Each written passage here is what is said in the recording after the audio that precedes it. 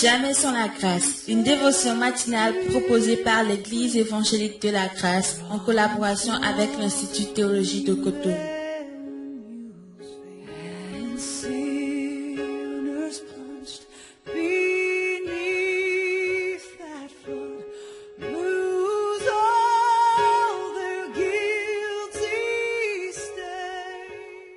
Bonjour chers amis, chers internautes, nouvelle journée, également nouvelle semaine pour nous. Ce week-end, comme je le disais le vendredi passé, a été très riche pour nous au Cameroun avec cette conférence qu'on a eue, des orateurs venus du Burkina, du Togo, du Bénin, du Montpellier, depuis la France. C'était vraiment extraordinaire de voir tous ces visages.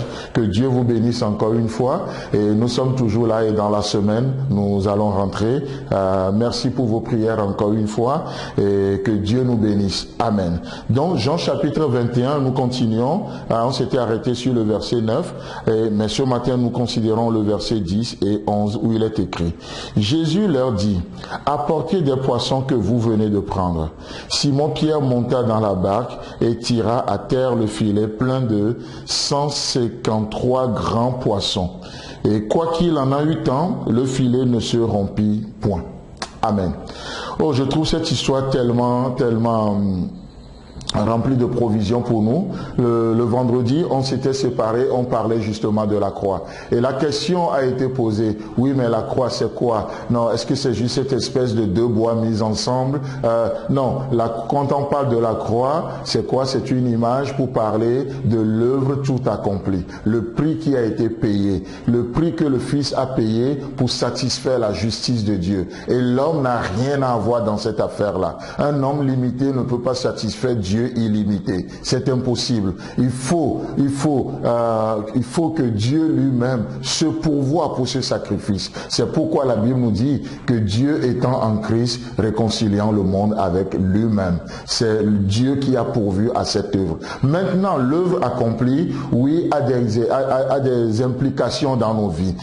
N'est-ce pas ce que Jacques nous dit? Tu dis, ouais, mais montre-moi ta foi sans les œuvres et moi pas mes œuvres, je te montrerai ma foi. Donc, lorsque je dis, je crois en quelqu'un, je fais confiance à quelqu'un, ça veut dire quoi? Ça veut dire que je suis d'accord avec lui. Donc du coup, il se passe quelque chose. Parce que Dieu a tout pourvu, Dieu a tout donné. Qu'est-ce qui se passe? Ce qu'il a fait a des faits maintenant dans nos vies. C'est pourquoi Jésus n'a pas besoin des disciples pour les premiers poissons braisés. Il a fait tout seul, il a payé le prix, il n'a rien demandé. Maintenant, au verset 10, il dit, apportez des poissons que vous venez de prendre. L'œuvre accomplie produit des choses en nous. Il nous amène à aimer Dieu de tout notre cœur. Il nous amène à désirer juste vivre avec ce Dieu-là. C'est pourquoi le psalmiste peut dire, oh, j'habiterai tous les jours de ma vie dans la maison de l'Éternel jusqu'à la fin de mes jours.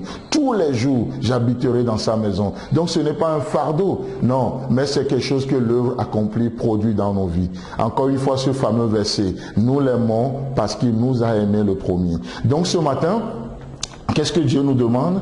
Répondez à l'œuvre accomplie. Répondez à ce que j'ai fait pour vous. Oh, si je suis Dieu, si Christ est Dieu et il est mort pour nous, comme le dirait quelqu'un, aucun sacrifice de notre part aujourd'hui ne sera trop élevé pour lui. Si Christ est Dieu et il est mort pour toi, si Christ est Dieu et il t'a aimé tel que tu es, alors apporte tes poissons. Tes poissons, peut-être ce matin, c'est de pardonner aussi quelqu'un. Tes poissons ce matin, peut-être c'est d'aimer inconditionnellement quelqu'un. Oh, tu ne peux pas aimer de la même intensité d'amour que Dieu t'a aimé. Mais laisse-moi te dire que tu peux aimer de la même nature d'amour dont Dieu t'a aimé. Et c'est ça le poisson qu'on a apporté à Dieu aujourd'hui. Et c'est ça, ce parfum de bonne odeur qu'on a appelé à amener, à apporter à Dieu ce matin. C'est extraordinaire. C'est extraordinaire. Et donc le verset 11 nous dit qu'ils ont attrapé, ils ont amené en tout 153 gros poissons. J'aime bien cette précision. Alors que dans la première première pêche miraculeuse,